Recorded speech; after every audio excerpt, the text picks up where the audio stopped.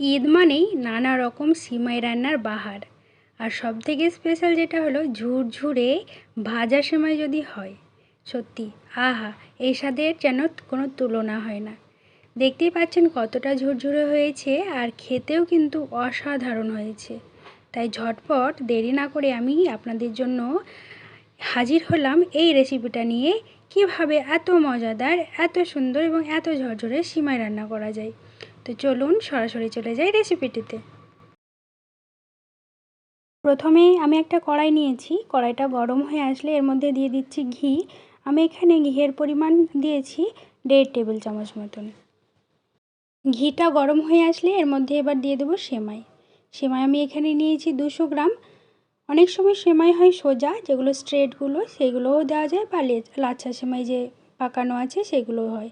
তবে আমি এখানে পাকানো সেমাইগুলো দিয়েছি। আর এগুলোকে ঝুরঝুর করে এখন ভেঙে নিচ্ছি। ভেঙে নেওয়ার পরে হালকা আছে, মানে অল্প আছে, ভেজে নেব। 2টি কাঁটা চামচ নিয়েছি, দেখতেই পাচ্ছেন। এই চামচের সাহায্যে ধীরে ধীরে আমি উল্টে পাল্টে এই সেমাইগুলোকে ভেজে নেব। এখন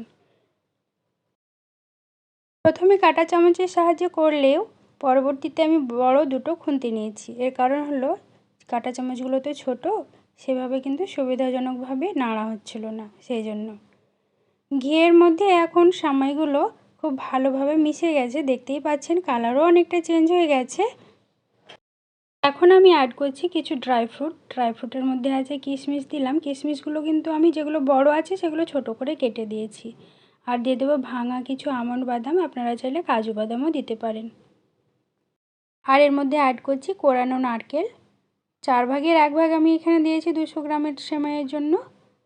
কোরানো নারকেলটা দেওয়ার ফলে সেমাইয়ের স্বাদটা কিন্তু আরও কয়েক গুণ বাড়িয়ে ফেলবে। আপনারা এখানে কোরানো নারকেলের পরিবর্তে যে শুকনো নারকেল গুঁড়ো পাওয়া যায় সেগুলোও দিতে পারেন। সব উপকরণগুলো খুব ভালোভাবে মিশিয়ে নিচ্ছি, দেখতেই পাচ্ছেন। এরই ফাঁকে আমি দিয়ে দিচ্ছি 2টো এলাচ। এলাচটাকে খুব ভালোভাবে থেতিয়ে নিয়েছি, দেখতেই পাচ্ছেন। তবে আপনারা চাইলে এলাচ গুঁড়ো পাওয়া যায়, সেগুলোও দিতে পারেন। এই এলাচ ছাড়া আর কোনো কিন্তু মশলা আমি ব্যবহার করব না। ভালোভাবে মিশিয়ে নেওয়ার পরে এর মধ্যে দিয়ে দিচ্ছি 120 গ্রাম কনডেন্স মিল্ক। মানে 200 গ্রামের কৌটো ছিল, তো সেই হিসেব অনুযায়ী আমি 120 গ্রাম দিয়েছি। কনডেন্স মিল্কটা দেওয়ার পরে কিন্তু কনস্ট্যান্টলি একটু নেড়ে নিতে হবে বেশ কিছুক্ষণ ধরে। আমি আবারও কাঁটা চামচের সাহায্যেই কিন্তু নাড়তে থাকছি, কারণ হলো সিমাইটা যথেষ্ট ছোট ছোট করে ভেঙে গেছে, আর সেক্ষেত্রে সুবিধাও হচ্ছে। দেখতে পাচ্ছেন যে কনডেন্স মিল্কটা দেওয়ার পরে সিমাইগুলো অল্প অল্প করে দলা পেকে যাচ্ছে।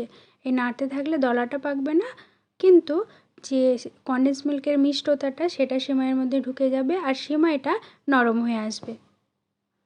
যদি আপনাদের সিমাইটা রান্না করতে করতে মনে হয় তলার দিকে লেগে যাচ্ছে, তখন হাতের মধ্যে কয়েক ফোঁটা জল নেবেন, জলগুলো ছড়িয়ে দেবেন।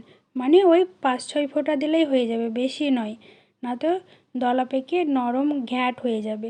এখন দেখতে পাচ্ছেন সিমাইটা যথেষ্ট নরম হয়ে গেছে। এখন কিন্তু সার্ভ করার জন্য পারফেক্ট, মানে রান্নাটা কমপ্লিট হয়ে গেছে। এখন সার্ভ করার জন্য নয়, কারণ একে ঠান্ডা করতে দিতে হবে। ঠান্ডা করতে দেওয়ার পরেই সিমাইটা ঝুরঝুরে ভাব আসবে। গরম গরম খেলে কিন্তু ঝুরঝুরে ভাবটা আসবে না। এখন একটা প্লেটের মধ্যে আমি এটাকে ছড়িয়ে দিচ্ছি। ছড়িয়ে দেওয়ার পরে 10 থেকে 20 মিনিট ঠান্ডা করতে দেবো। তারপরেই দেখবেন হাতে নেড়ে যে আপনার সেমাইটা একদম ঝুরঝুরে হয়ে গেছে।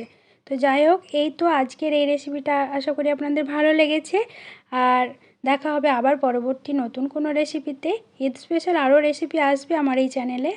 আর আপনারা আমার এই চ্যানেলটি সাবস্ক্রাইব করে পাশে থাকবেন, আর ভিডিওটি লাইক করে দেবেন।